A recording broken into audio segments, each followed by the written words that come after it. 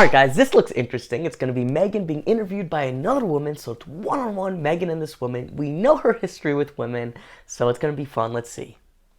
She's here to talk about a cause, that's near and dear to her heart. Welcome, Meghan Markle. Hi, thank you. We're so excited to have you here for a BT First. Yes. So thank you for gracing us with your presence. Oh my God. I just want to go over that introduction super quickly. First of all, the interviewer, she stumbled over a word, so that makes me wonder, knowing Meghan, what happened before this? There's so many rumors of her being very mean to people, competing with people. Did she make this woman uncomfortable? And now the woman introducing her is saying, thank you for gracing us with your presence, which seems ridiculous to say seriously. So is she being sarcastic? Is she annoyed at Meghan?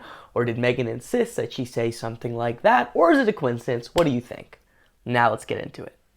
I'm so thrilled to be here. Thanks for having me. Let's talk about the Dove Self-Esteem Project. You were here speaking to a group of people last night, especially young people. What is it that you have to say that they should really listen to? You know, when Dove reached out to me, it was so, as I was saying to you, it's just so easy for me to jump on board with this because their whole campaign right now for self-esteem is inspiring confidence in young women, and I think it's timely right now, the conversation of feminism and women feeling empowered, but to plant those seeds starting really young. And so, you know, last night we had a workshop talking to not just... Before Meghan started talking, she looked irritated. Also, I don't know anything about this Dove thing, but it's so ridiculous these companies jump on bandwagons. I don't know if you know, but Meghan, people can overstate things, but Dove literally ran like a legitimately racist ad like not too long ago.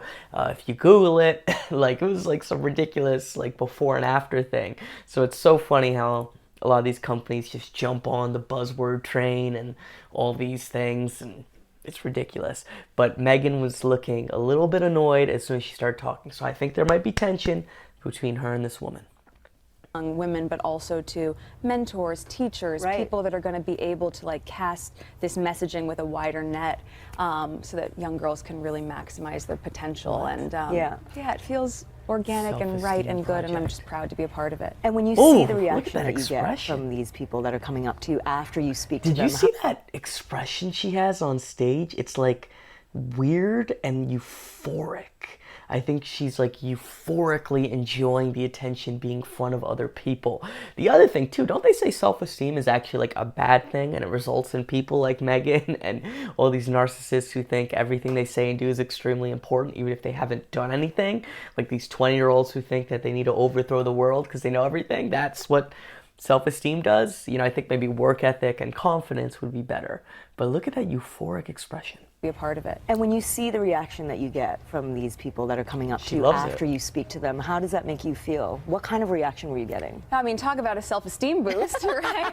It's just so nice because, you know, I understand that now people know me from Suits, but that is not what my whole life for the past 34 years has not been that. There's been struggles and challenges and my own battles with self-esteem. So to be able to look at my life full circle and say, not only have I been able to achieve something that I never thought would have been possible, that with this platform now I am able to really just brag, brag, brag. People only know me from Suits. No one knew about Suits. No one cares about it. And again, she also always does her thing where she talks about, you know, what you've seen from me, that's just the tip of the iceberg. They know me from Suits, but they don't know about all the stuff I'm doing behind the scenes and amazing stuff I'm doing. Also, I don't know if you noticed the expressions between them. I don't think they like each other, and that makes me think that thank you for gracing us with your presence was a little sarcastic from that woman, probably because Meghan right now is bragging, and she's probably doing the same thing off camera. Brag, brag, brag.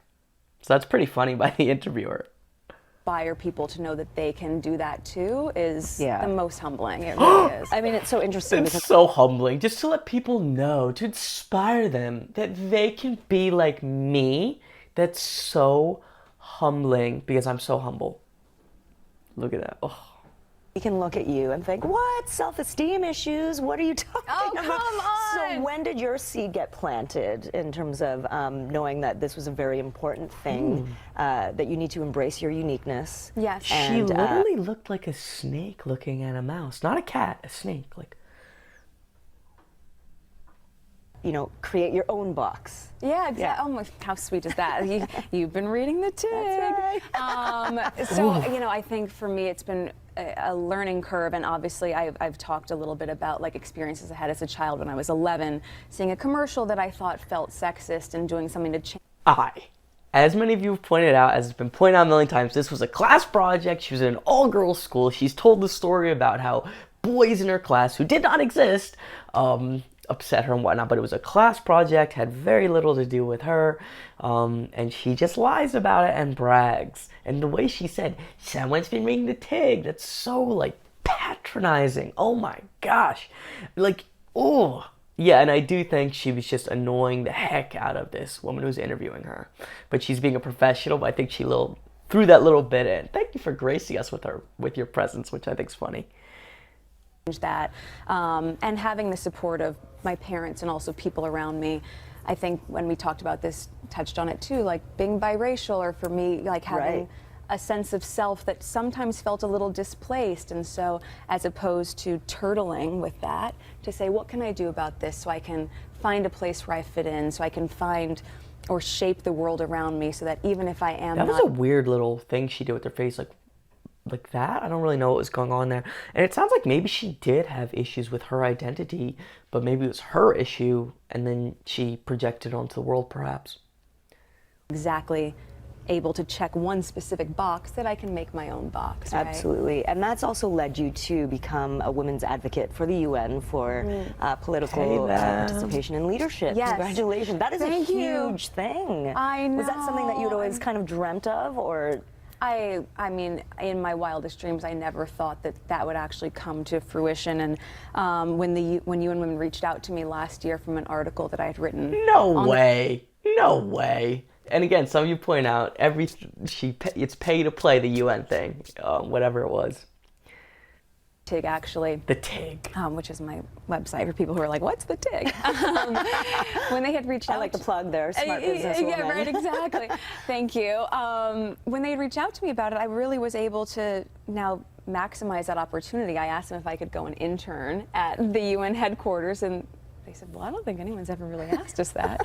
But they were able to get me the clearance, and I did. And, amazing. And yeah, just talk about So this is also funny. Notice how she wants have her cake and eat it too.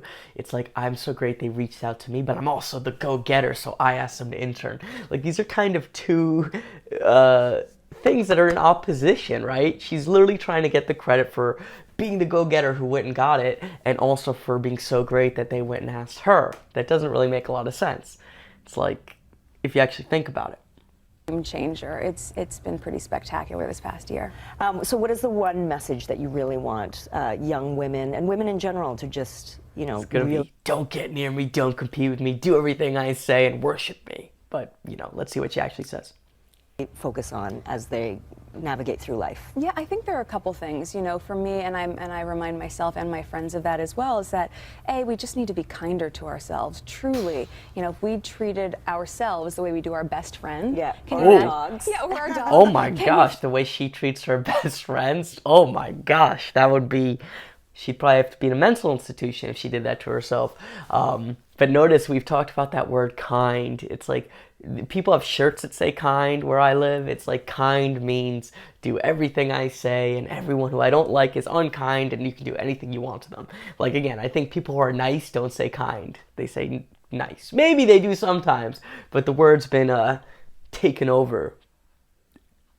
You and I especially, can you imagine how much better off we would be to just say, can sometimes be so judgmental and unkind, and so I think I would never treat my best friend that way. So to treat yourself like you're your own best friend, and to also just try to find a space inside of you that it reminds yourself that yes, you can have questions of self-doubt, and that's going to come up, that's human, but at the end of the day, you are enough exactly as you are, I think is really important to remind ourselves of. That is a very... I guess that's not so bad. Maybe she's being a little bit genuine here. I've heard some narcissists, they have, and I see with her, it's like this massive, I'm better than other people, I need to be better than everyone, now I don't feel good, and I need to tear other people down, so there might be some truth to what she's saying. Thanks for watching, everybody. See you soon.